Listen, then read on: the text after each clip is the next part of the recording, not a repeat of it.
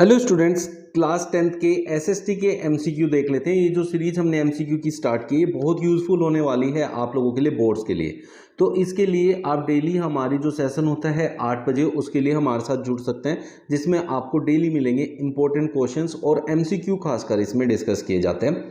Chapter wise जो है एक फुल वीडियो भी आपको मिलता रहेगा वीक में 1 डे, तो वो भी आप लोग जरूर देखिएगा। अभी कोऑर्डिनेट ज्योमेट्री का आने वाला है, तो चलिए स्टार्ट करते हैं। पहला क्वेश्चन आज आपका क्या है, which of the following revolutions is called the first expression of nationalism. देखिए इसका जो करेक्ट आंसर है दैट इज फ्रेंच रेवोल्यूशन। और वो क्यों है आपको समझना पड़ेगा। ये सीबीएसई 2020 में पूछा भी गया था एमसीक्यू।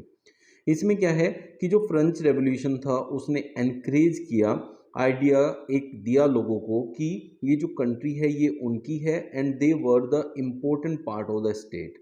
तो इससे क्या हुआ कि उनके मन में एक आइडिया ऑफ नेशनलिज्म आया कि भाई हमारा देश है, हम अपने देश के लिए कुछ करना है। तो नेशनलिज्म मतलब अपने देश के प्रति भावना रखना, उसके प्रति कुछ भी कर गुजरना, इज कॉल्ड नेशनलिज्म। तो सबसे पहले ये आया था फ्रेंच रेवोल्यूशन से। तो इसका आंसर आपका हो जाएगा French revolution. Who was Frederick Sorio. Frederick Sorio जो था वो फिलोसफर नहीं था, आर्टिस्ट था। He was a artist. अलग अलग तरह की पिक्चर बनाता था जिससे लोगों को देख के एक नेशनलिज्म की भावना पैदा होती थी। लाइक जैसे हमारे यहाँ पे आप लोग देखें तो भारत माता की जब पिक्चर हम लोग देखते हैं तो हमें क्या होता है कि हम लोगों को एक देश के प्रति अपना लगाव आता है, कि हमें एक प्राउड फील होता है ये हमारी कंट्री है और हमने इसके लिए कुछ करना है। सब कुछ समझ में आता है कि हमारे क्या जो है फर्ज है या रेस्पॉन्सिबिलिटीज़ हैं, वो सब कुछ हमें दिखता है। तो लाइक वाइज ये बहुत इंपॉर्टेंट होता है कि कौन एक ऐसा पिक्चर बना के दे जिससे लोग उसको देखते ही जो है अपने देश को प्यार करने लगे या उसके लिए मर मिटने की भावना पैदा होने लगे। तो Frederick Sorio was one of them. Napoleonic code is usually known as, ये बहुत इंपॉर्टेंट है। इसमें जो ये क्वेश्चन है ये बहुत बारी पूछा गया है, तो आपको जो याद रखना है वो है कि civil code of 1804।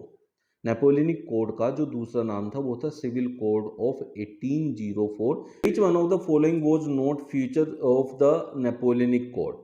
Napoleonic code में जो था इक्वेलिटी बिफोर लॉ उन्होंने दिया था, यूनिवर्सल एडल्ट फ्रेंचाइजी भी था, सबको वोट करने का अधिकार उसने दे दिया था, राइट टू प्रॉपर्टी भी था, प्रिविलेजेस बेस्ड ऑन बर्थ ये नहीं थे। तो was not the feature of Napoleonic code. तो प्रिविलेजेस बेस्ड ऑन बर्थ को हटा दिया गया था। Identify the correct statement with regard to the civil code of 1804 from the following option. तो जो करेक्ट चीज है वो बतानी है। 1804 का जो सिविल कोड था उसमें कौन सी बात सही थी। A new constitution with citizens enjoying equal rights was adopted, ऐसा कुछ भी नहीं था। A centralised administrative system was formulated, ये भी नहीं था। All the privileges based on birth were abolished, बिल्कुल सही बात है, क्योंकि जो बर्थ के बेसिस पे प्रिविलेजेस मिल रहे थे वो सब यहाँ बंद हो गए थे। तो फर्स्ट और सेकंड एस्टेट को भी टैक्स पे करना पड़ रहा था वहां। तो ये आपका करेक्ट ऑप्शन हो जाएगा। What does absolutist mean? देखो, absolutist is a person who holds absolute principles in political, philosophical and theological matters। तो इसका मतलब क्या है? इसका मतलब ये है कि जो सारी पावर्स अपने पास रखता है, सिर्फ अपनी अपनी चलाता है, और उसका जो भी आप ये लगा लीजिए डिसीजन होगा तो वो ही फाइनल होगा। तो ऐसा तो कौन करता है? जो राजा महाराजा होते हैं। तो इसलिए हम कह सकते हैं absolutist mean a monarchial government. Modern form of nationalism received it's greatest boost during.